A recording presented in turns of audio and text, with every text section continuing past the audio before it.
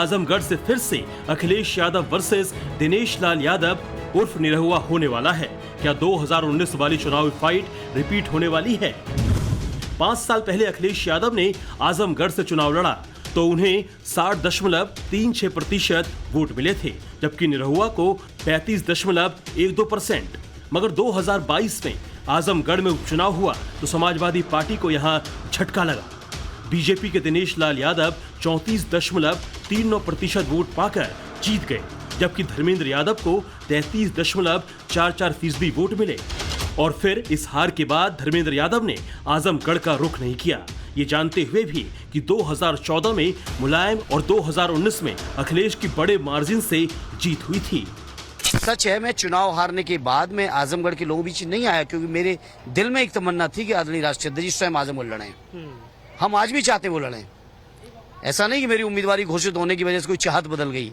और हम चाहते हैं हमारे राष्ट्रीय अध्यक्ष लड़ें और प्रदेश और देश की सबसे बड़ी जीत जीतें। क्या लग रहा है कि अखिलेश यादव जी ने सोचा कि भाई चलो वहाँ पे पिच तैयार करो, उसके बाद हम बल्लेबाजी करने आएंगे? हाँ। अखिलेश यादव जी को पता है कि आजमगढ़ ने जब उनको मौका दिया था तो वो आजमगढ़ में काम नहीं किए, छोड़ के चले गए। और उसी का नतीजा था कि 22 में यहाँ कमल खिला और वो लोग हार गए।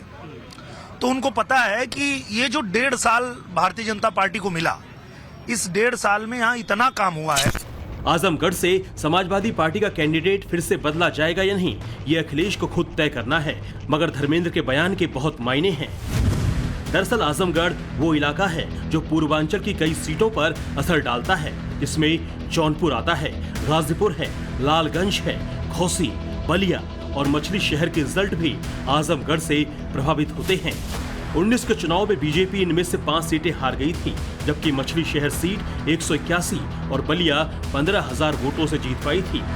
समाजवादी पार्टी के अंदर खाने चर्चा है कि अखिलेश यादव आजमगढ़ से चुनाव लड़ेंगे तो फिर पूर्वांचल के नतीजे उनके फेवर में हो सकते हैं।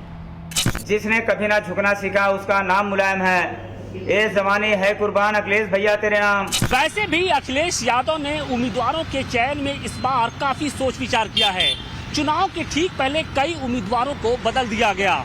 धर्मेंद्र यादव को पहले बदायूं से टिकट दिया गया था, लेकिन बाद में उनका नाम आजमगढ़ से अनाउंस किया गया। लेकिन अखिलेश के चचेरे भाई धर्मेंद्र यादव जब साल 2022 के लोकसभा उपचुनाव के रिजल्ट को याद करते हैं तो वो टेंशन में आ जाते हैं, क्योंकि लोकसभा उपचुनाव में जो बीजेपी के प्रत्याशी थे निरहुआ ने ही उनको हराया था। और इस बार तो निरहुआ को ओम प्रकाश राजभर के साथ साथ दारा सिंह चौहान का भी साथ मिला है। आजमगढ़ की समाजवादी पार्टी हमारे यूपी की सबसे शानदार पार्टी है। ये चुनाव हारने के बाद कहा था। चुनाव हारने से पहले कोई ये बात कहे तो बड़ी बात नहीं है। मैंने हारने के दिन ये बात कही थी, हारने के बाद। और आज भी मैं इस बात को मानता हूँ, यहाँ की पार्टी शानदार पार्टी है हमारी। और आजमगढ़ के लोगों के दिल में कसक जरूर है। हमें तो लोगों पे यकीन है, इसलिए हमारे दिल में कोई कसक की जरूरत नहीं है। लेकिन लोगों के दिलों में कसक जरूर है कि यह जो 8,000 का अंतर है, इसको सूद सहित बीजेपी को हम लोग वापस करेंगे। इस बार बहुत आसान है और उसका कारण ये है कि ये जो आजमगढ़ की जनता है, इनको भी पता है कि हम लोग यहाँ 300 दिन रह के काम करते हैं। जनता ने उनको भी मौका दिया था। 19 में जीते तो भी भाग गए, 22 में हारे तो भी भाग गए। पर हम लोग 19 में हारे थे तो भी यहाँ रह के काम कर रहे थे और 22 में जीते तो भी यहीं रह के काम कर। देश में किसी की भी लहर हो, आजमगढ़ के पिछले 7 चुनावों में हर बार यादव सरनेम वाले कैंडिडेट को जीत मिली है। वजह मानी जाती है मुद्दों पर भारी पड़ते जाति समीकरण। आजमगढ़ में 26% वोटर यादव हैं, जो कि 4,68,000 होते हैं। इसके बाद मुस्लिम मतदाता हैं करीब 24% मुस्लिम वोटर्स। अगर संख्या में देखें तो 4,32,000 पहुंचते हैं।